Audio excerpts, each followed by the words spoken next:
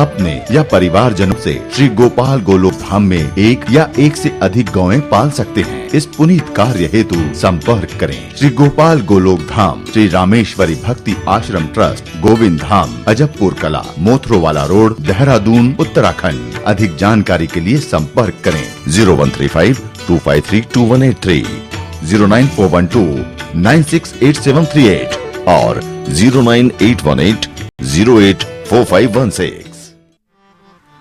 गाय ने कहा, अच्छा ये बात है, तुमने तो नहीं दिया ना बेटा, तुम तो मुझसे प्यार करते हो ना। अच्छा कितना प्यार करते हो मुझसे? गाय ने आंखों से बात की, कितना प्रेम करते हो मुझसे?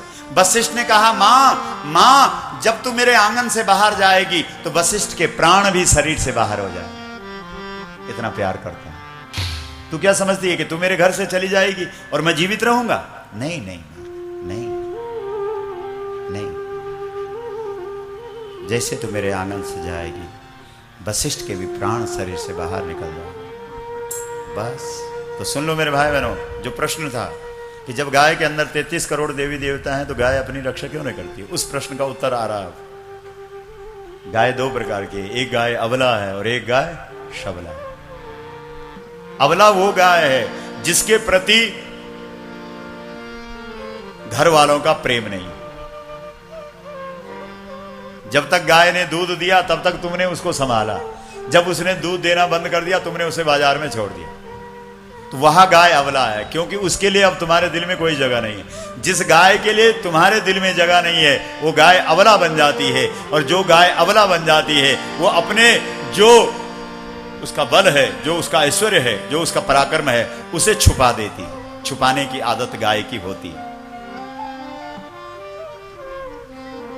और जो गाय जिसके प्रति तुम्हारे दिल में प्रेम है, प्यार है, जिसे तुम चाहते हो, जिसके लिए तुम्हारे अंदर सम्मान है, वो सबला। और जब गाय सबला होती है तब वो अपने 33 करोड़ देवताओं को प्रकट कर देती है, अपने सारे सामर्थ्य को प्रकट कर देती है, अपने ऐश्वर्य को प्रकट कर देती है, अपने बल को प्रकट कर देती है, अपने पराक्रम को प्रकट कर देती है। इसलिए गाय दो प्रकार की होती है, एक गाय अबला होती है, एक गाय सबला होती है। सबला गाय अपने ऐश्वर्य को प्रकट कर देती है और अबला गाय अपने ऐश्वर्य को गुप्त कर देती है। इसलिए आज गाय अपनी रक्षा क्यों नहीं कर रही है? क्योंकि आज हमने गाय को अबला बना दिया। आ गई समझ में? अबला बना। आज तुम गाय रखते हो तो किस लिए? गाय के लिए, क्योंकि वो मां है इसलिए रखी है। इसलिए रखी है कि वो दूध देती है, और जिस दिन वो दूध देना बंद कर देती है उस दिन हम उसे बाहर कर देते हैं। इसका मतलब है तुम्हारा प्रेम, इसका मतलब है हम अपनी मां को तब तक मां बोलें जब तक उसने हमको 4-5 साल दूध पिलाया। जब उसने दूध बंद कर दिया तो उसे वृद्धाश्रम में पहुंचा दो, बोला अब तेरी कोई जरूरत नहीं। ठीक है ना?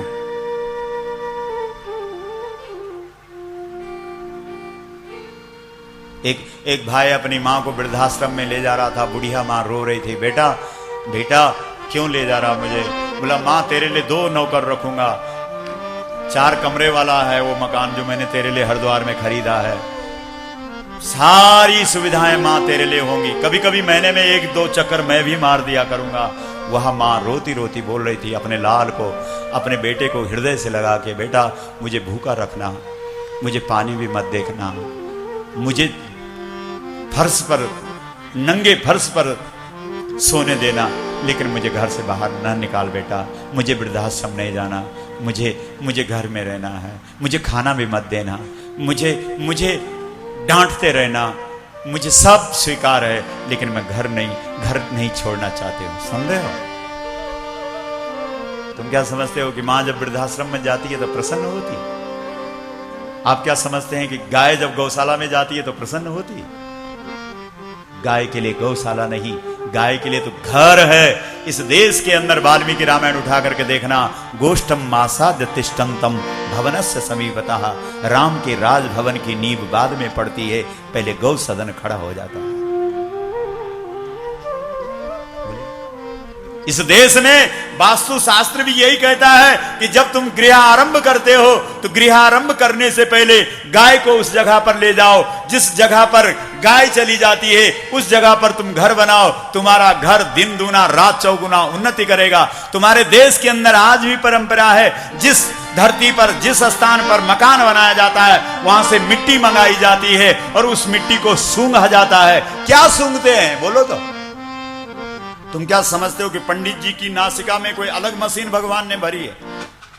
उनकी नाक कुछ और ही है कि जो बता देगी कि इस मिट्टी में क्या है? अरे पंडित जी की नाक उस मिट्टी में यह देखती है कि अगर इस मिट्टी में गाय के गोबर की गंध है तो यह धरती मकान बनाने के लिए ठीक है, और अगर इस मिट्टी में गाय की गोबर की गंध नहीं है तो इस धरती पर मकान नहीं बनना चाहिए। यह मतलब होता है। इसलिए सूंघ करके अगर गाय के गोबर की गंध आ गई तो खट से बोल दिया बहुत अच्छी मिट्टी है, बहुत अच्छी मिट्टी है, मकान बना लो बना लो बना लो। और अगर उस मिट्टी में गाय की गोबर की गंध नहीं, बोला बहुत खराब है, यहां मत बनाना, अच्छा नहीं होगा। बोलो गौ माता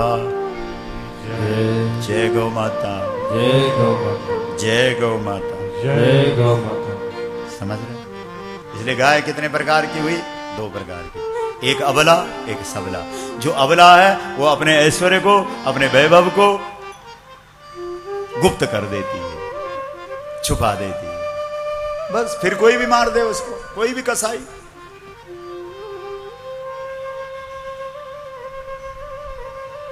गोस्वामी तुलसीदास जी गाय को मारने वाले को दुनिया का सबसे बड़ा अभागी बता रहे हैं।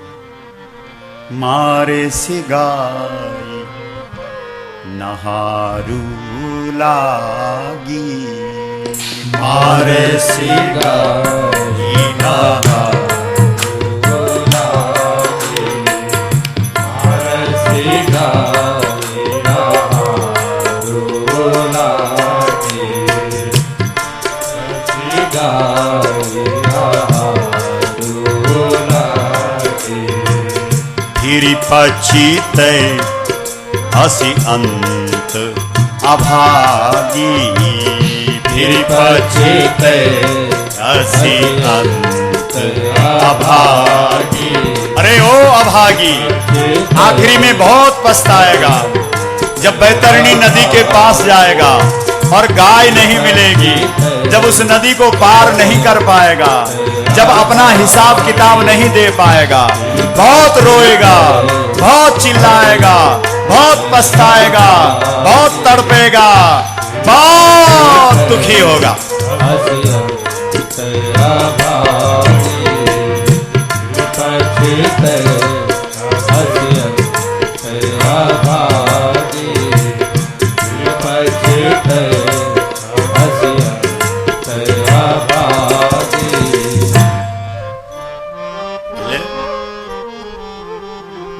जब गाय माता को पता लग गया कि वशिष्ठ ने मेरे को, ये तो बहुत प्यार करता है मुझसे। श्री महाराज जी की प्रेरणा और कुशल मार्गदर्शन में दिल्ली, उत्तराखंड, पंजाब, हिमाचल प्रदेश, छत्तीसगढ़, आंध्र प्रदेश सहित देश के विभिन्न राज्यों में 55 गौशालाओं की स्थापना, संरक्षण एवं संवर्धन का कार्य तेजी से आगे बढ़ रहा है। श्रद्धेय श्री गोपाल मणि जी महाराज के संकल्प को पूरा करने में अपना योगदान कर सकते हैं। इसके लिए आप अपनी सहयोग राशि पंजाब नेशनल बैंक के अकाउंट नंबर 0110011075813 में जमा कर सकते हैं। यह सहयोग राशि का चेक या ड्राफ्ट जो गोपाल गोलोक धाम श्री रामेश्वरी भक्ति आश्रम ट्रस्ट के पक्ष में दे हो। हमारा पता है श्री गोपाल गोलोक धाम श्री रामेश्वरी भक्ति आश्रम ट्रस्ट, गोविंद धाम, अजबपुर कला, मोथुर, देहरादून, उत्तराखंड। अधिक जानकारी के लिए संपर्क करें 09412968738 और 09760919896।